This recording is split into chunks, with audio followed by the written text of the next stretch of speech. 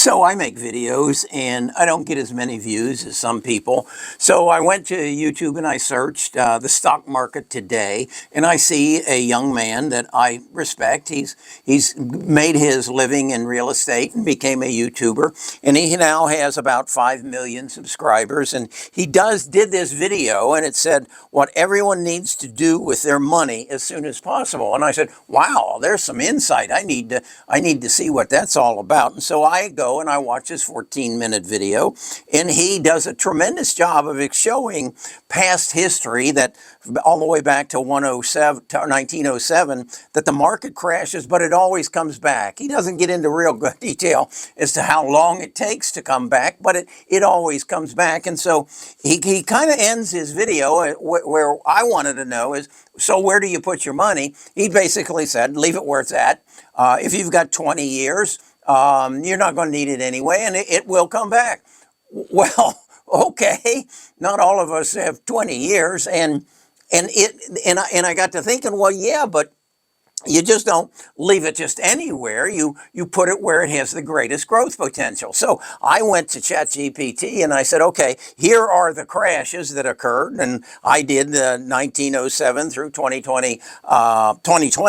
And I said, now, looking at the crashes and how much they went down, and then how long did it take them to recover, and what sectors or segments of the market actually recovered best after each of the crashes. And starting in 107, it said he said the market went down 50%. Then the very next year it went up 50%, and then the following 3 years it went up 40%. So it had a nice recovery, but it said that the crash was started by some bad banking practices, and the industries that came back were the industrial, steel and machinery, and the railroads. And then it goes goes to 29, where you had an 89% crash, and yeah, we had a 815% return, but it took 20 years to get it. So there wasn't too much there.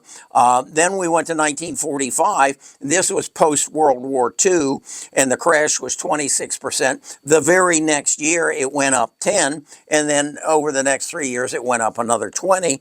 And this was basically at the end of World War II, and what stimulated and what got the best returns were housing and construction, automobiles, and consumer goods. Well, that makes sense too. The soldiers came back, they started making babies, they needed houses, they needed cars, and consumer goods went up.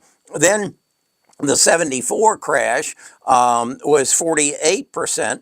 The very next year, it went up 29%, and it came back, and it was industrials, manufacturing and steel, consumer staples, and discretionary, and energy and materials. So what it pointed out was, what ChatGPT pointed out was, yes, the market recovered the very next year, 39%, and then over the next 3 years, another 35%.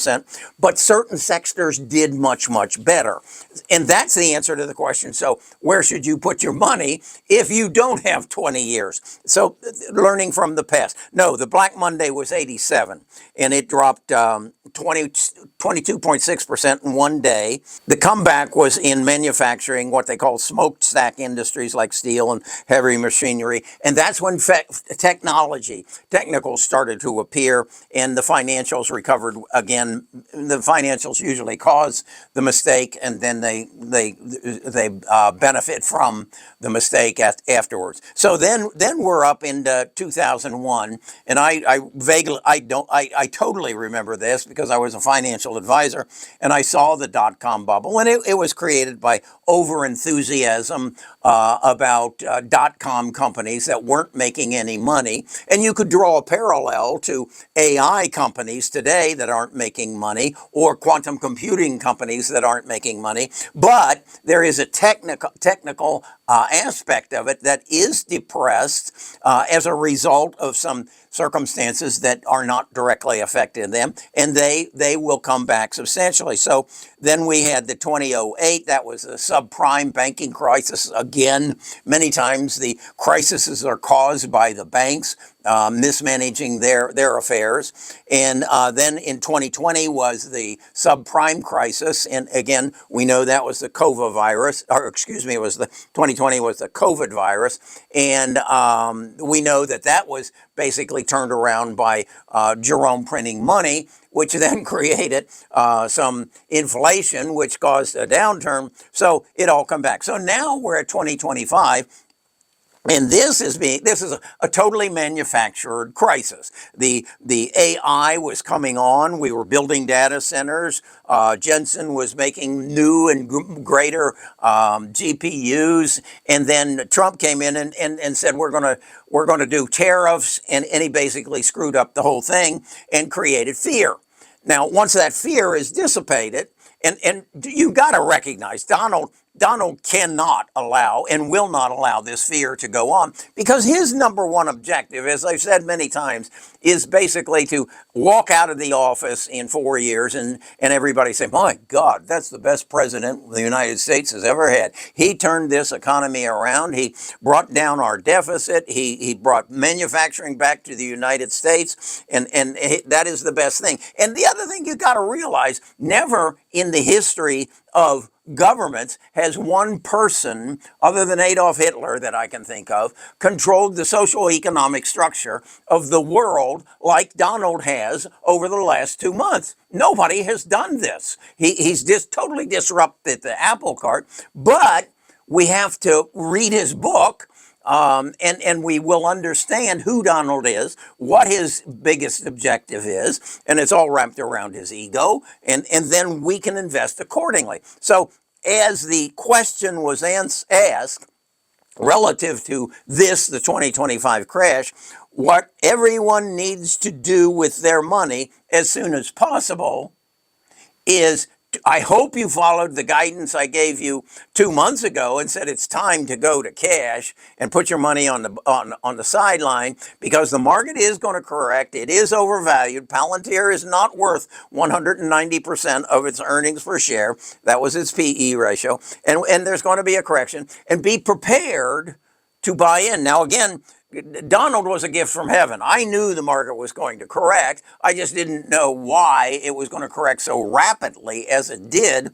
And so we have a manufactured event, and then we have on the other side of the manufactured event the biggest change in our world in the history of mankind that is going to happen in a very short period of time. So we will get a tremendous surge up that is magnified by the 21% reduction. So what I do is say, okay, in the stocks that are going to grow, answering the question, what do you do with your money that you put on the sideline? And today, you identify those AI stocks, whether they be in semiconductors or data centers, or the software that is going to deliver the AI to you, and you look and you see who are which of those stocks that are the best stocks for the future, much as manufacturing and steel and iron and energy was in some of the past crashes. Who are the most depressed stocks that are going to benefit from AI? So you create a chart that says, okay, in the sector that we want to invest in, who is the furthest off of their 52-week high. And so we create that column. That's on my tell sheet. And then we go and we say, okay, based on their financials and their technicals and their past and their future growth of revenues and earnings, who are the companies that are going to, 3 years from now, January the 1st of or 2nd of 2028, who are the companies that Wall Street believes are going to grow the most between now and January the 2nd, 2028. And that data is all out there. It's all available. And if you'll pay for the ChatGPT super program, it will tell you. It will do the financial analysis I call it a financial strength analysis, and it will tell you then, based on financials and technicals, what is the price going to be? Because the price of a stock is merely a multiplication of two numbers, and that is their earnings per share times their PE ratio. Now, different companies have different earnings per share and different PE ratios, and the PE ratio is very relevant to the industry that they find themselves in, such as software companies have higher PE ratios than manufacturing companies because software companies don't have a lot of investment in equipment, and they have very high gross margins, and they can grow that business much faster than Ford can grow their business. So they have different PE ratios. Well, if you research those PE ratios,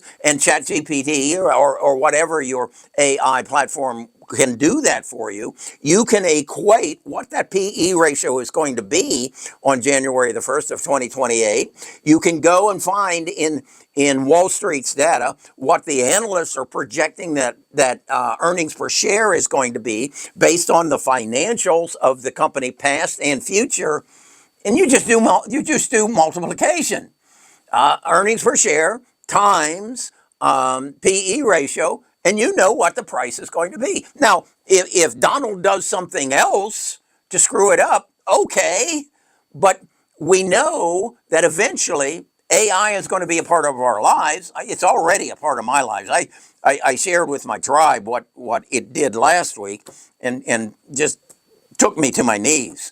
But it's coming. It's going to be a part of our lives. It's going to change our world to a magnitude greater than the internet has changed our world, to a magnitude that greater than, maybe not as great as electricity or fire, but the CEO of Google said it's going to be bigger than fire or electricity. I don't know about that. But that being said, to answer the question where everybody needs to put to do with their money as soon as possible, is look at the 52-week, how far off the 52-week high, and what Wall Street is projecting their price is going to be in 2.5 years, and just dollar cost average into them.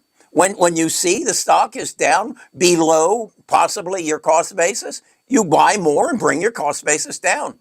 You bring it down to, okay, of the 60 stocks, there's 15 of them I want to own based on the price that they're going to be on January the 2nd of 2028. Now, are all of them going to be right? No.